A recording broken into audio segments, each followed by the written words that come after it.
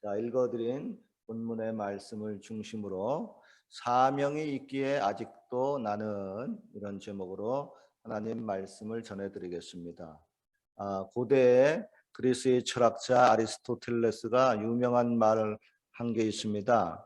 인간은 사회적 동물이다. 소셜 애니멀이다. 이런 말 했어요. 즉 인간은 한 사람 한 사람 이제 개인적으로 존재를 하지만은 결코 혼자서는 살아갈 수 없다고 하는 그런 말입니다. 그래서 인간은 사회라고 하는 그런 그룹, 공동체를 형성하고 그 그룹 안에서 끊임없이 자기 자신을 확인하고 살아가는 존재입니다. 적게는 그 사회가 그 그룹이 이제 가정이 될 수가 있고 또 일터 학교가 될 수가 있고요. 또 국가가 될 수가 있고 또 세계라고 하는 좀 더 넓은 영역이 될 수가 있습니다. 그런데 그러한 그 그룹 공동체 속에서 다른 사람들과 이제 관계를 맺고 살아가는 것이 어떻게 보면 좀 피곤한 일일 수도 있습니다. 그래서 어떤 사람은 여러 사람들과 어울려서 공동체 생활하는 것을 좀 힘들어하는 분이 있습니다. 즉 사람마다 좀 차이가 좀 있는데 어떤 사람은 혼자 지내는 것 더 선호하고요. 또 어떤 사람은 같이 지내는 것을 더 선호합니다. 동물의 경우도 마찬가지죠. 개하고 뭐 이 사자들은요, 집단을 형성하는 것을 좋아합니다. 반면에 쿠거나 호랑이들은 이제 혼자 활동하는 것을 더 좋아하죠. 그리고 동서양의 차이도 서양은 이제 개인주의가 좀 더 인정되는 분위기고 동양은 이제 단체주의가 좀 더 인정되는 문화입니다. 예를 들면 이제 회사 사람들이요, 이제 단체 회식을 갖습니다. 그것이 뭐 이제 뷔페 식당이라고 하면은 자기가 좋아하는 음식 뭐 개인적으로 갖다 먹으면 됩니다. 그런데 뷔페 식당이 아니라 음식을 이제 주문해서 먹는 경우가 있죠. 그러면 이제 각자 이제 취향에 따라서 주문을 하게 되는데 중요한 것은 이제 단체로 음식을 주문해야 될 경우입니다. 이제 한국 사람들 보면은 이제 대부분 이제 삼겹살 이제 좋아합니다. 그런데 이제 단체 회식에 보면은 삼겹살을 안 좋아하는 분들도 있을 수가 있습니다. 그죠? 저 같은 경우 삼겹살 좀 파티가 그래요. 왜냐하면 군대에서 하도 많이 그 삼겹살 소주 파티 하도 많이 했기 때문에 뭐 안 좋아한다기보다 좀 질려서 그래요. 우리 교회 불고기 하도 먹으니까 질린 것처럼 그래서 군대에서 아니 얼마나 군대 잘 지냈으면 삼겹살 파티 그렇게 지긋하게 먹어. 그러니까 뭐 장교다 보니까 또 높은 양반들하고 같이 뭐 많이 있다 보니까 하여간 많이 먹는 그런 기회가 있어가지고 집안에서도 이렇게 뭐 삼겹살 뭐 이렇게 구워 먹으면 제가 별로 이렇게 좋아하지는 않아요. 그런데 한국 사람들은 삼겹살 이제 너무 좋아하니까 이제 단체 회식할 때 삼겹살 많이 시키잖아요. 근데 나는 싫어한다. 그런데 단체 주문을 했기 때문에 뭐 만약에 서양 같으면은 아 그래 너 그거 싫어하는구나 그럼 따로 개인적으로 혼자 주문해서 시켜 먹어라 뭐 그렇게 허용되는 분위기인데 한국이나 뭐 동양 같은 경우에는 단체 주문하는데 혼자서 음식 따로 주문해서 먹는다 하면은 뭐 단체 행동을 좀 중요시하게 생각하지 않거나 분위기 깨는 사람으로 이렇게 몰릴 수가 있습니다. 더구나 회사의 그 상관이 삼겹살을 너무 좋아해가지고 삼겹살 파티를 하자고 하는데 그 밑에 있는 부하지간이 아, 난 삼겹살 싫으니까 딴 거 먹자. 뭐 그렇게 하기가 상당히 한국에서는 눈치가 보이죠. 그 한국 사회의 그 뿌리 깊게 젖어 있는 그 권위주의, 단체주의 때문에 그렇습니다. 더구나 뭐 이제 군대의 경우는 부대장의 취향에 따라서 회식 메뉴가 정해집니다. 그리고 그 메뉴에 그 부하들이 싫다고 토를 달 수가 없습니다. 그저 그냥 아멘하고 쫓아가야 되는 분위기입니다. 이렇게 자기가 별로 좋아하지 않는 음식을 뭐 먹어야 하는 경우나 자기가 별로 하기 싫은 행동을 강요받는 경우가 이렇게 단체에서 공동체에서 생길 수가 있기 때문에 그것 때문에 이제 단체 행동을 좀 꺼리는 사람들이 있습니다. 반면에 이제 단체 활동에서 오는 그 소속감이나 어떤 그 안에서 이제 대화하고 지내는 것과 그 안에서 얻는 그런 유익 때문에 단체 행동을 또 좋아하는 분들도 있습니다. 여러분의 경우는 어떤지 모르겠어요. 혼자 개인적으로 지내는 것을 좋아하는 편입니까? 아니면 그룹 속에서 같이 지내는 것을 더 선호하는 편입니까? 물론 뭐 그 그룹에 자신과 이제 궁합이 잘 맞거나 좋은 사람이 있으면 그 그룹을 선호할 것이고, 그 그룹이 자신과 궁합이 맞지 않거나 그 그룹에 싫어하는 사람이 있으면은 또 그 그룹도 자연히 싫어하겠죠. 만약에 예를 들면은 동아리 모임 같은 이제 취미 활동 모임입니다. 사람마다 좋아하는 취미가 있죠. 운동 좋아하는 사람들은 그 운동 동아리 모임에 참석하는데, 운동 중에서도 이제 자기가 좋아하는 종목에 따라서 그것도 모임도 달라지겠죠. 반면에 여러분, 운동 싫어하는 사람들도 꽤 있습니다. 뭐 독서 좋아하고 요리, 뭐 바둑, 꽃꽂이, 뭐 정적인 것에 이제 취미가 있는 사람들이 있습니다. 그런데 교회에서도 그렇습니다. 교회에서도 이런 어떤 사람은 혼자서 기도하고 혼자서 그냥 찬양하고 혼자서 조용히 성경 보는 것을 더 좋아하는 분이 있고요. 어떤 분은 또 같이 모여서 기도하고 같이 찬양하고 같이 뭐 성경 공부하고 나누기 좋아하고 그러는 분들도 있습니다. 그리고 또 교회에 또 처음 발을 내딛는 그 새신자의 경우는 기도하고 뭐 찬양하고 성경 보는 것, 이게 낯설기도 하고요. 또 갑갑하게 느껴질 때가 있습니다. 더구나 자신은 어떻게 기도할 줄도 모르고 찬송가도 모르고 성경도 모르는데, 그런 것을 교회에서 뭐 공동체 모임이다 해가지고 이거 강요받으면요, 그 공동체가 무서워서 싫어가지고 떠날 수가 있습니다. 그래서 새신자 오면은 그런 건 이제 정확히 잘 파악을 해가지고 같이 하자고 해야 됩니다.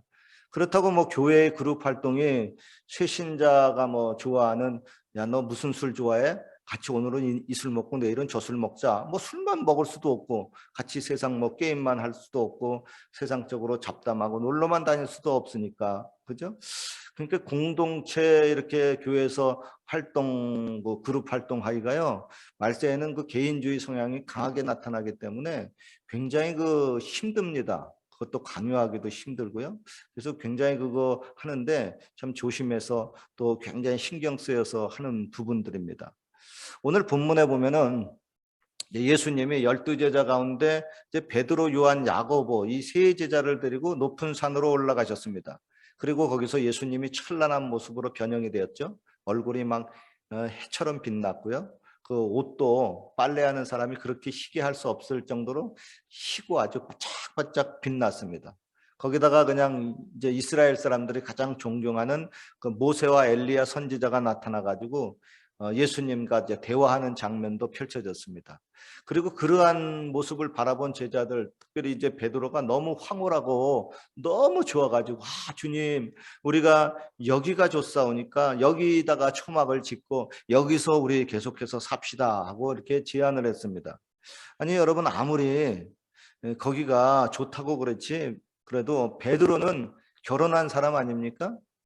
처자식이 있는 몸입니다. 그런데 자기만 산이 좋다고 산에서만 따로 살면 처자식은 누가 먹여 살립니까? 그죠? 아마 베드로가 이 당시 아내하고 사이가 좋지 않든지, 아니면 가족들하고 관계가 좋지 않아 가지고 가족들하고 같이 있기를 싫어서 그랬는지, 혹은 가족들을 돌아봐야 할 책임을 잠시 망각했는지, 혹은 제정신이 아니었는지, 하여간 오늘 성경에 보면은 장면이 너무 휘황찬란하고 무서워서 무슨 말을 할지 모르고 그냥 대충 그냥 그렇게 질문을 했다, 이렇게 얘기를 하고 있어요. 그래서 예수님도 이런 베드로의 황당한 질문 제안에 대해서 아무 대답도 하지 않으셨어요. 아무 설명도 하지 않았습니다. 왜냐하면 무식한 질문, 그냥 아무렇게 내뱉는 질문에 그냥 선뜻 같이 대답을 했다간 우문우답의 함정에 빠질 수가 있기 때문에 그렇습니다. 그리고 이제 예수님이 아무 대답도 하지 않고 그냥 마을로 내려가니까 베드로도 좀 뻘쭘해가지고 덜레덜레 예수님 따라서 이제 마을로 이제 도달했어요. 자기는 거기가 좋은데, 산이 거기가 휘황찬란하고 너무 멋있고 거기가 좋은데, 예수님은 왜 자꾸 마을로 다시 내려가라 그러지? 해가지고 그냥 뻘쭘해가지고 내려왔는데, 사람들이 많이 모인 그 마을에 오니까 뭐 왁작지껄 뭐 진짜 돗대기 시장처럼 난리가 났습니다. 복잡복잡해요. 산에서 체험한 그 황홀한 모습과는 영 땅판입니다. 여러분 여기서 기독교의 그 특징이 잘 나타납니다. 보통 불교 그 절가는 사람들이 없는 깊은 산 속에 그렇게 자리 잡습니다.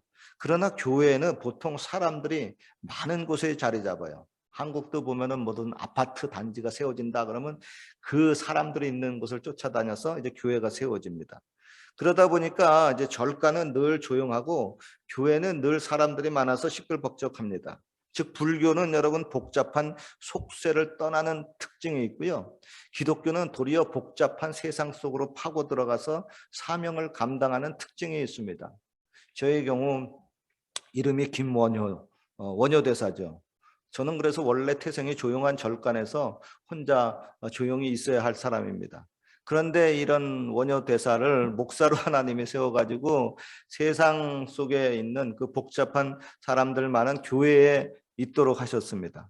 그런데 사람들이 많은 그 시끌벅적한 교회에 제가 이제 오랫동안 이제 목사로서 활동하고 지내다 보니까 때로는 저도 베드로처럼 조용한 산속에서 혼자 기도를 하면서 또 신비한 체험도 하면서 아 여기가 좋사오니 하고 그러고 싶을 때가 있습니다. 그런데 예수님이 백성들을 구원하고 돌봐야 될 사명이 있기 때문에 예수님도 거기가 좋지만 하늘 영광 보좌 버리고 이 땅에 내려오셨고 또 그 변화산상 좋지만 예수님도 그 좋은 것을 버리시고 다시 시끄러운 마을, 복잡한 마을로 내려온 것처럼 저도 아직은 하나님의 백성을 돌봐야 될 사명이 있기 때문에 교회라고 하는 공동체에 머물면서 그 직분을 감당을 하고 있습니다. 그러나 여러분 성경이 예언한 대로 말세에는 인간의 그 타락성이 너무 심해져 가지고 사람들과 같이 어울려 지낸다고 하는 것이 솔직히 만만하지 않습니다. 때때로 우리는 피곤하고 마음이 상하고 스트레스가 되기도 합니다. 그리고 여러분 세상에서 스트레스가 쌓이면 교회에 와서 하나님 내가 세상에서 스트레스 받았어요 하고 그 사정을 알고 스트레스를 푸는데 만약에 교회에서 당하는 문제와 그 스트레스는 어디 가서 풀어야 됩니까? 다시 세상 속으로 돌아가서 세상 친구들 만나가지고 또 술 먹으면서 그렇게 풀어서는 안 되잖아요. 그죠? 근데 이제 그런 사람들 종종 생겨요. 아, 교회 왔더니 스트레스 받는다. 다시 세상적으로 돌아가가지고 세상적으로 술 먹고 방탕하게 지내면서 스트레스 푸는 사람들도 있어요. 얼마 전에 저에게 한국에서 카톡으로 연락이 왔어요. 저랑 같이 군부대에 있을 때 지냈던 ROTC 동기 회장이에요. 저희 소식을 모르고 있다가 우연히 제 설교 동영상을 보고 연락이 온 겁니다.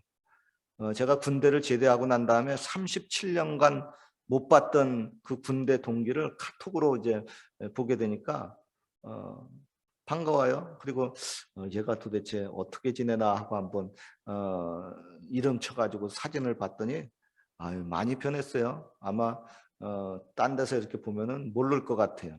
그런데 군부대에 있을 당시 그 ROTC 동기들 대부분이 같이 세상적으로 술 먹고 뭐 삼겹살 소주 파티 맨날 하고 세상적으로 늘 놀던 친구들입니다. 그래서 그 군대를 제대한 후에 이제 저는 이제 하나님의 은혜를 받고 하나님의 음성을 듣고 이제 주의 종의 길로 들어섰어요. 자연히 그들과 인연이 연락이 다 끊어졌습니다. 그리고 그들과 전혀 다른 세계에서 제가 오랫동안 이제 목사로서 지냈습니다. 그리고 그들과 이제 사는 사고방식이 완전히 달라졌어요.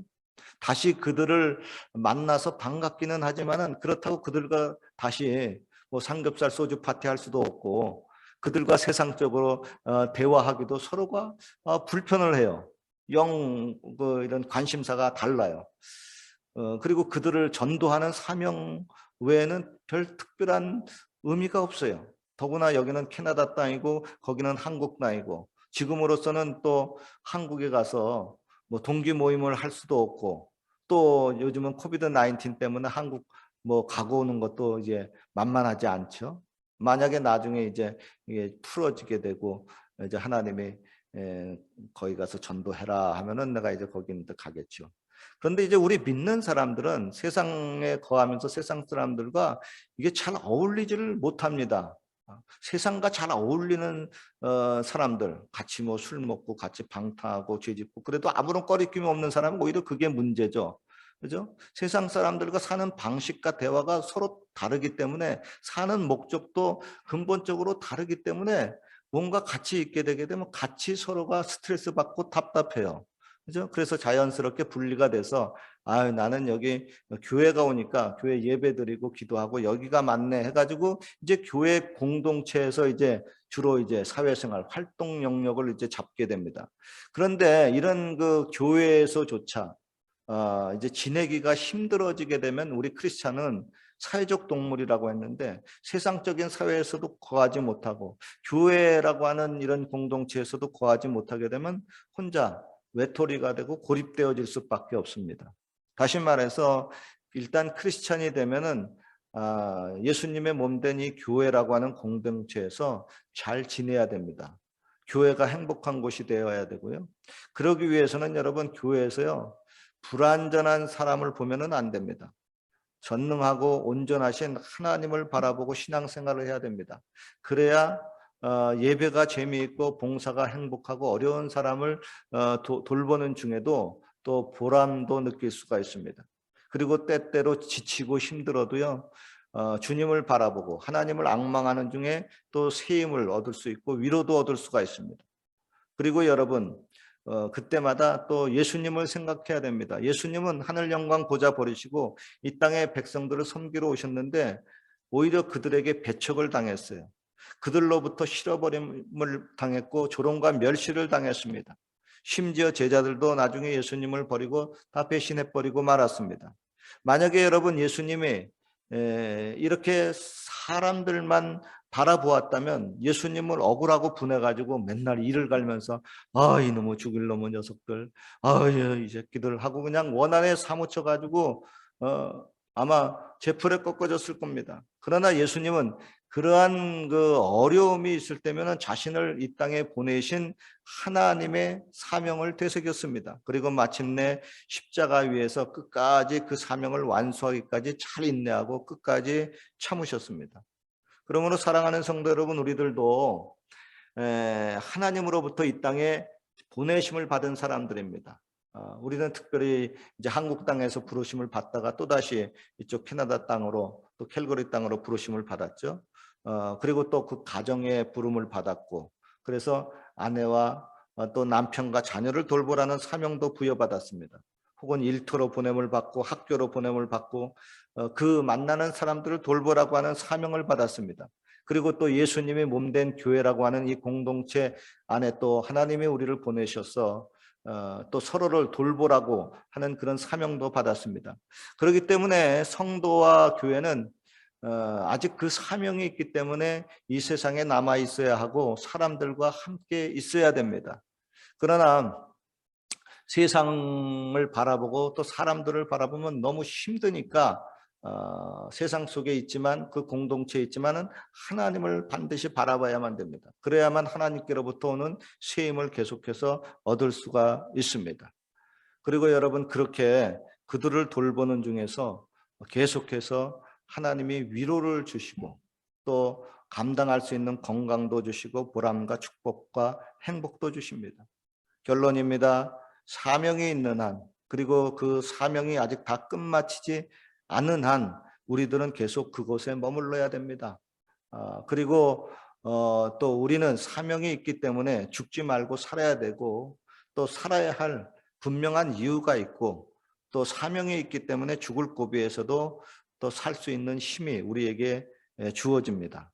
아무쪼록 여러분 그날의 그 영광을 바라보면서 오늘도 내일도 계속 주님과 동행하면서 사명 속에 사시기를 주님의 이름으로 축원합니다.